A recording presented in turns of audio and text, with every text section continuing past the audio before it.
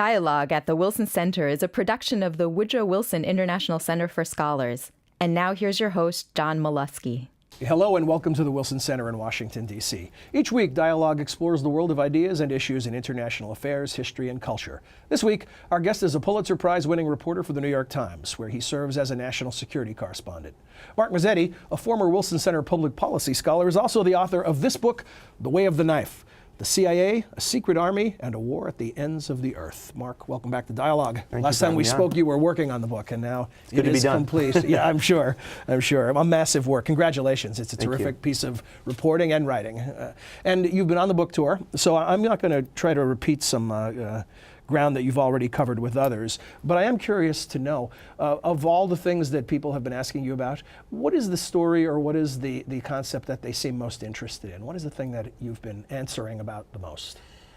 I think that the idea of drone warfare seems to be the most asked about question, either in the media or in public forums. The people are fascinated by this way of war of using remote-controlled drones in places like Pakistan and Yemen, and people are interested in the future of that. So obviously, my book has a good deal to do with drones, but it's really interesting how much this has become sort of a subject of public fascination, and we've seen this certainly in Congress. You had the 14-hour filibuster by Rand Paul talking about drones, and I just think that this is sort of entering the public consciousness, and so people are very interested in where it's going. Is that the main story? If you were telling them what is the headline, the takeaway, would you emphasize drones, or are drones just a symptom of a bigger story? I think it's a bigger story. What I set out to do in the book was to try to tell the story of the secret wars since 9/11. So the idea was that we pretty much know what happened in Iraq, and we know what is happening in Afghanistan. The contours of those wars are pretty well shaped. But the other wars, Pakistan, as I said, Yemen, parts of Africa, those wars still people don't know much about. And so the idea that was to write as much as the history that could be told at this point about those wars. And one of the things that has characterized those wars is drone warfare. What do you do when you don't send the 101st Airborne Division into a country? You use all sorts of different methods, one being drones, one being private contractors, private spies. There's all these different ways of this model of war, and drones obviously have become a big part of it. Is the book that you ended up writing the book that you set out to write? Partly yes and partly no. I think setting out to write it, and I've never written a book before, I had an idea in mind of some of the big ideas of telling a story of the CIA and telling the story of how the CIA has changed. And that is a big part of the book. But actually in the course of researching it and writing it, I realized it's not a book about a transformation of the CIA. It's really a book about the wars outside of the war zones and the conduct of these wars, and as a result of these wars, what does that also mean for American government? So I really decided that this really couldn't be a book about Washington or bureaucracy or how government has changed. It's really about warfare and how it is carried out in this modern day and age, and what it means for obviously a place like the CIA, which on 9/11 was a very different place than it is now, and the agency has been very much at the center of these secret wars, and only now is there really discussion about whether that needs to be dialed back. And there's so many big themes emerge, even those you don't write about explicitly, and one of them is sort of, this is now post-Cold War drift coming into focus with what the first President Bush called a New World Order. That's right. You have at the end of the Cold War, there was, if you, for instance, just look at the CIA was without this mission, right? They sort of built the CIA around the Soviet threat and the Cold War. The 90s was a period of retrenchment and budget cuts, and it was only up until the years right before 9/11 where the CIA started identifying the terrorist threat. Now, then 9/11 happens, and it has refocused the agency around this counterterrorism mission. It has become almost the singular mission for the CIA. So then who's doing intelligence? CIA still does intelligence, but a lot less. No, I understand. The point I'm getting to a lot less of the classic espionage intelligence gathering than they used to do, with this focus on manhunting, capturing, and killing. What we've seen in the years since is that the Pentagon has taken up a lot of the mission of human intelligence gathering that was largely the preserve of the CIA. Now, I don't say in the book that Pentagon and military intelligence is a new thing. It's not. It's as old as the military. Mm-hmm. But what we see since 9/11 is, starting with what Rumsfeld was trying to do, was to send soldiers around the world in places they normally wouldn't go to gather human intelligence for this new kind of war. So there's really been this blurring of the lines between soldiers and spies, and the Pentagon has expanded its role in intelligence gathering. The CIA has I think after a decade, is only now sort of starting to ask questions about its own activities and say, well, did we get too much out of the classic espionage? What are the opportunity costs? What have we missed?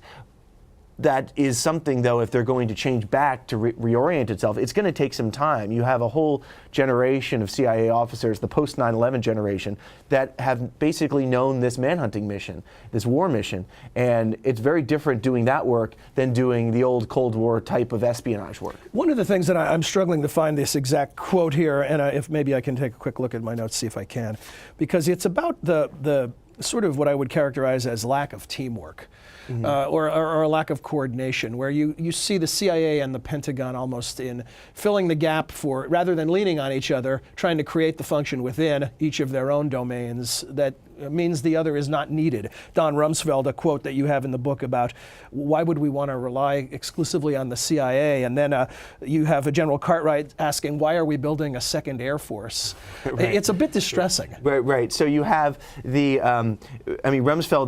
There's a memo that I found that had been declassified that Rumsfeld writes, I think, a month after 9/11, saying to General Myers, who was the chairman of the Joint Chiefs of Staff, in this day and age, why are we so reliant on the CIA to do our work? And this was the answer seems to be because they're on the same team. Well, this was this sort of turf fighting that was going on after 9/11.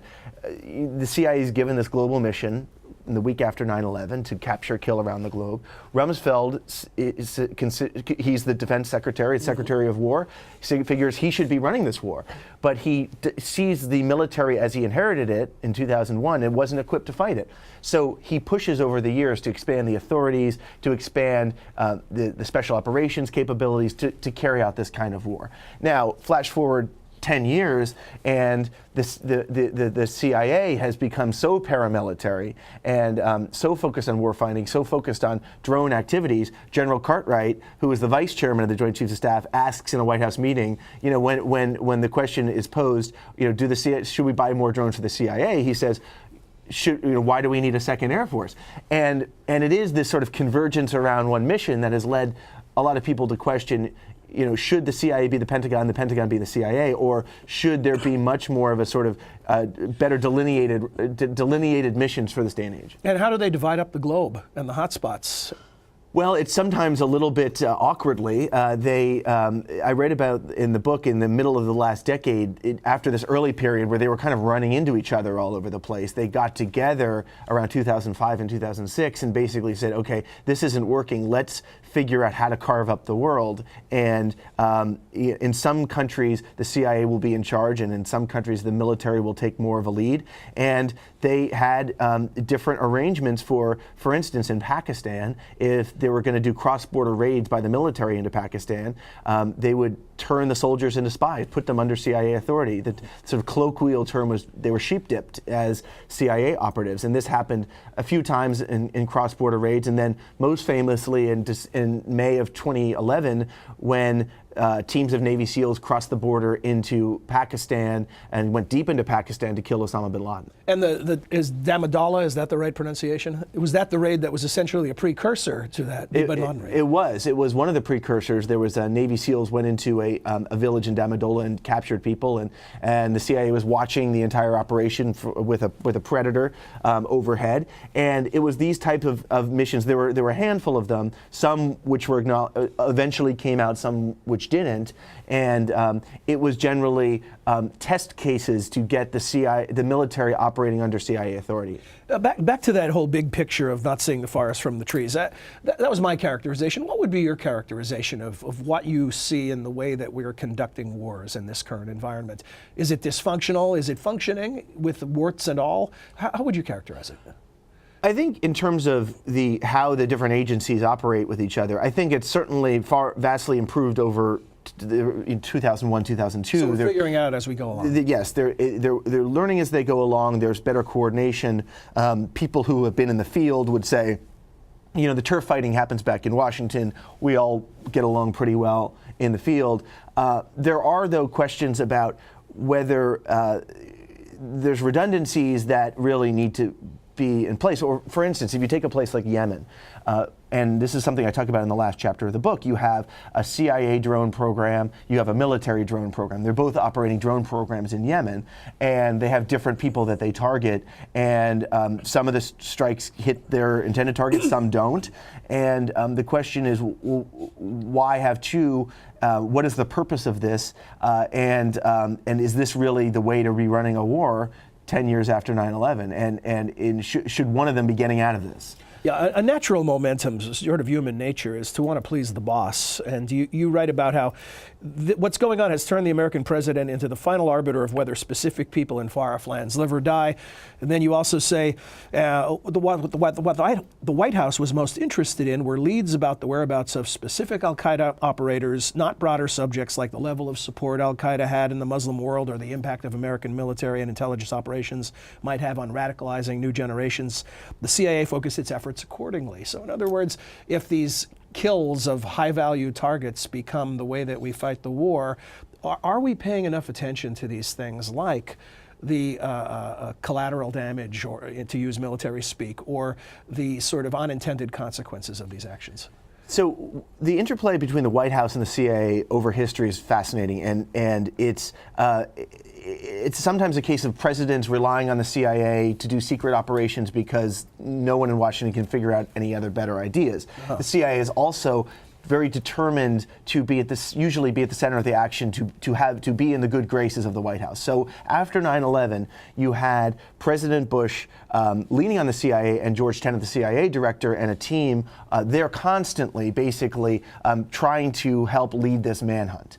As I said, it sort of changes the way how the CIA sees the world. It becomes more tactical. It starts looking at what is the whereabouts of so and so, how to capture, interrogate, kill so and so.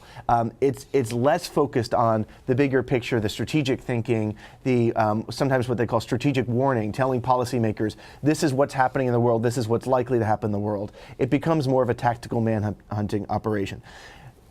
Over a decade, there were many successes, but there's also opportunity costs for carrying out that kind of operation, for having your espionage service be so tactical. And one of the things that I point out as an example is, 10 years later in 2011, you have the Arab Spring playing out.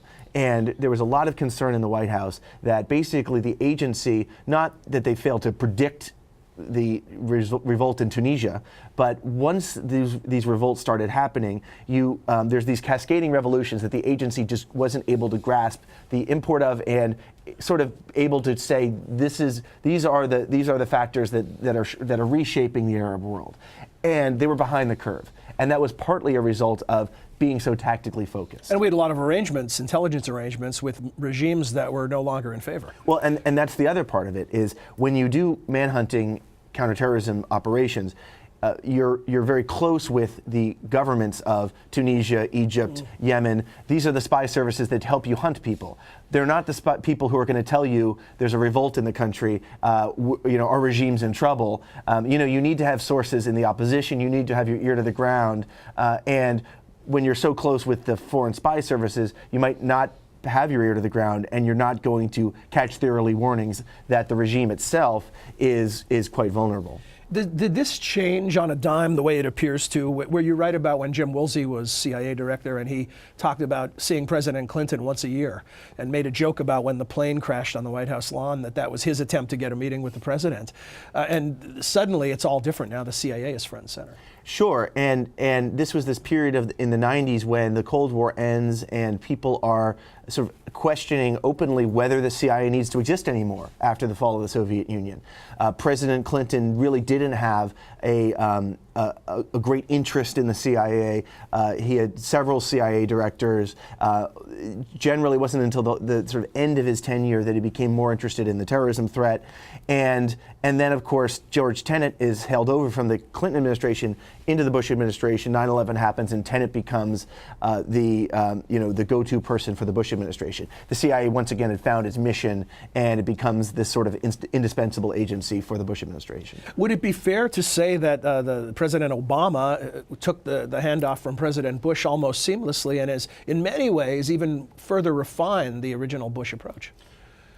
One of the interesting things in covering the Obama administration, I think, is just how much he has embraced this model of secret warfare and expanded it, and taken what Bush did and carried it out, is certainly in terms of escalating the drone campaign in Pakistan, really restarting the secret war in Yemen, which had pretty much largely been on hold for years.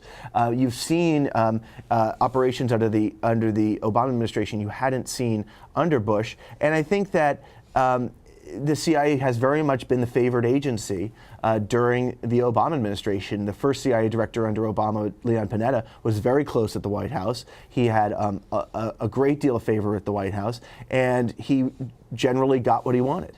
And he was less an intelligence expert than he was a political White House expert. He was a political White House expert, and he knows how Washington works, and he became very popular at the CIA, in part because he defended the CIA vigorously, and he could usually deliver what the CIA wanted to the White House. So he is now seen as a very popular figure at the agency. Mark, you used the term military intelligence complex. Is that a phrase you coined? Shadows of Dwight Eisenhower. Right. I'm not sure if I was the first or not. I mean, I think it was a way that I sort of tried to describe this new era we're in. Eisenhower talked about the military-industrial complex, right. And this is when the mission is all focused on less on the big wars, tank battles, classic warfare, and surveillance, intelligence, manhunting. You have a whole industry develop around this mission, and it's part military, it's in part intelligence, and it's the big companies that do it, the Raytheons, the Lockheed Martins to some degree, but to a large extent they're outsourcing, subcontracting to smaller companies. And so in this era of sequestration and budget cuts, you might see a lot fewer tanks being built and ships being built, but this other, sometimes to some extent cheaper work, cheaper outsourcing of these missions is flourishing. So smaller companies get subcontracts. This is a growth industry around Washington right now. So this is not some trend that is correcting now. We are outsourcing national defense in big chunks. Well, sure. I think that you see the CIA relying on contractors to do very fundamental work, espionage work, intelligence analysis. The sort of bread and butter operations that the CIA has done with government employees is also being done by government contractors. Now, contractors can get painted with a very broad brush, sometimes a very negative brush. It doesn't mean that someone is a contractor means it's bad, but it does mean that by outsourcing, there's one less level, one degree removed of accountability that you have with government employees doing these operations. And civilian oversight. Essentially, yes. What you have is the military running the show. Well, we have about 30 seconds for one more big thought, and that is, what does your book and what it uncovers say about mainstream coverage of the wars and mainstream public policy debate about the wars, where we talk a lot about Afghanistan and about Iraq in the big picture, but this whole third war is going on under the radar? I think we try to report as much as we can in the news, in newspaper, on TV. I think more and more people are covering this. It's my hope that this book is a way to sort of show people some of the history that that has happened, and that we can keep digging into it. And this is the way of the future. And so I hope people can sort of get a sense of this model of war, and that there can be discussion about whether this is something we want. Well, reporting at its best is a public service and it's education, and you've delivered both. Congratulations, Mark. Terrific book. And we've barely scratched the surface, and we've covered a lot. So I highly recommend read the book. We can only give you so much in the limited time we have. Mark, thanks for joining us. Thanks for having me on.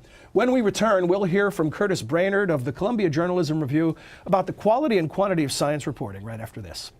The Wilson Center is America's living memorial to its 28th president, connecting the world of policymaking to practical options derived from the world's finest ideas, research, analysis, and honest, nonpartisan conversation. Visit us on the web at wilsoncenter.org. And now we return to more dialogue at the Wilson Center. Welcome back. Increasingly, public policy discussions and decisions revolve around questions of science and technology. For citizens and legislators alike, quality science reporting is more essential than ever. So, are we getting what we need? To find out, we spoke with Curtis Brainerd, who edits the Observatory for the Columbia Journalism Review. He provides context on the science beat. Context is produced by the Wilson Center and distributed in partnership with the World Affairs Councils of America. Does the amount of science reporting from mainstream media adequately reflect the amount of newsworthy activity taking place? No, probably not. But I place some emphasis there on your use of the term mainstream press, because I don't think there's any question that science coverage at traditional media outlets, from the New York Times to the Washington Post of the world to ABC, NBC News, it's all declined.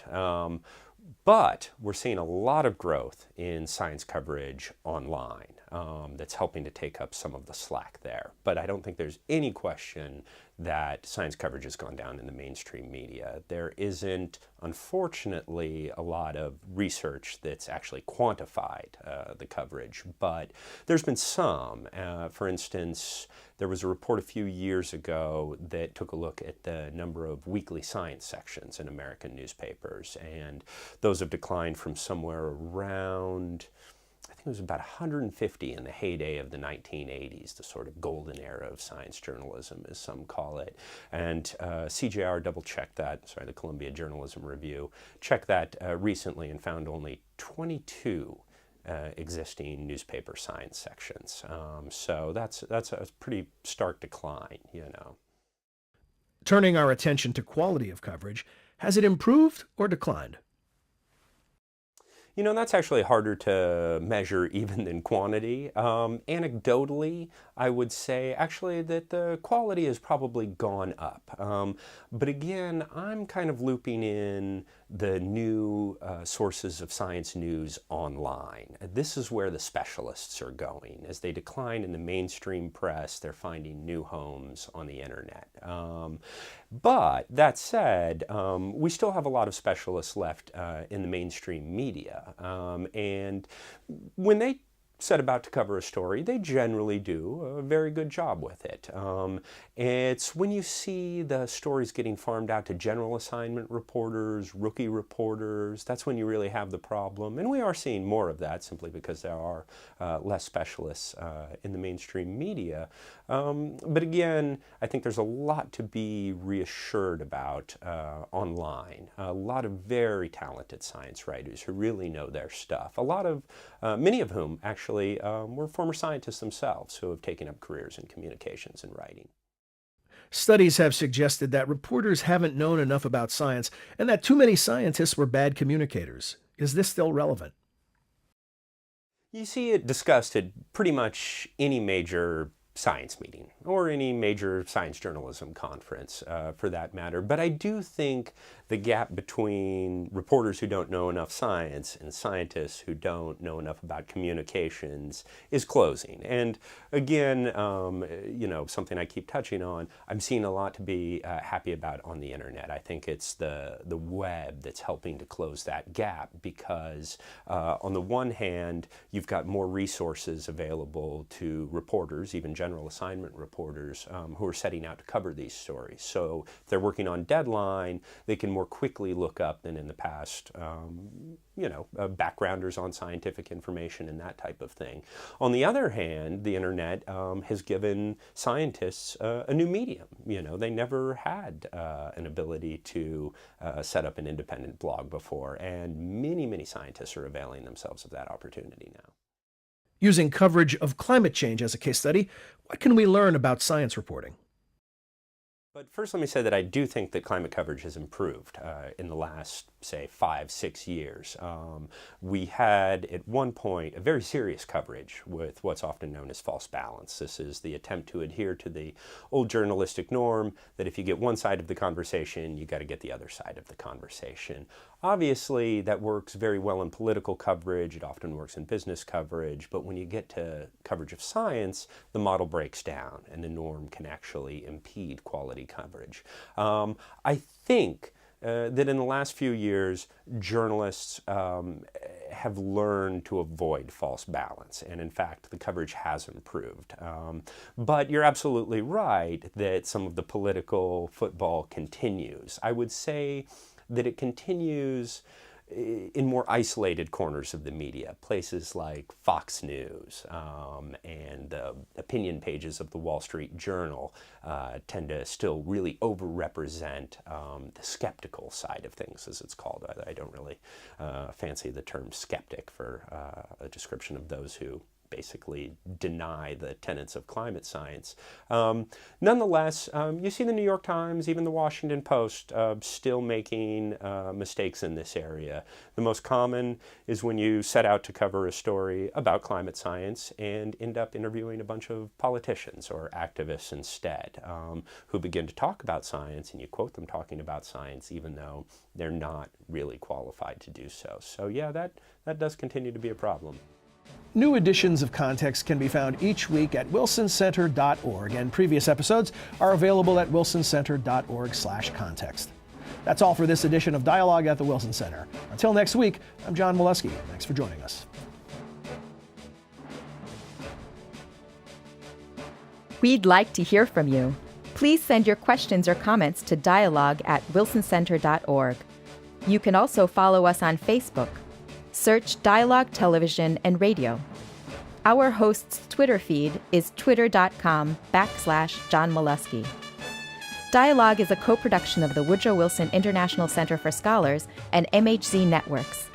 Dialogue is available via broadcast, cable, satellite, and telco on MHZ Worldview throughout the United States. To see how to watch where you live, visit www.mhznetworks.org.